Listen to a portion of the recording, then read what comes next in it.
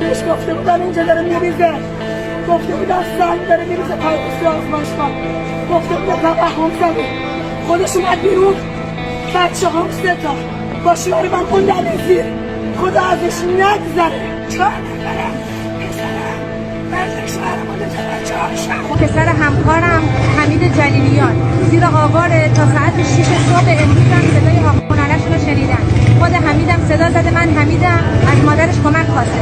الان یه نیروی اومده میگن ساختمون رو باید بریزیم، دیگه فایده ای نداره. این 6 نفر تا صبح صدای هاخونالشون میومد، زنده بودن. اینا نباید ساختمون رو الان بریزن. آی مردم، زنده مرده کل ساختمون رو میخواد بریزن. این مادر حمیده. اینجا همه ساختگیه، اینجا آدم فقط مجبور ماد بشینه. کسی به کسی راست نمیگه، ماشین و خونه داشتن اینجا فانتزیه.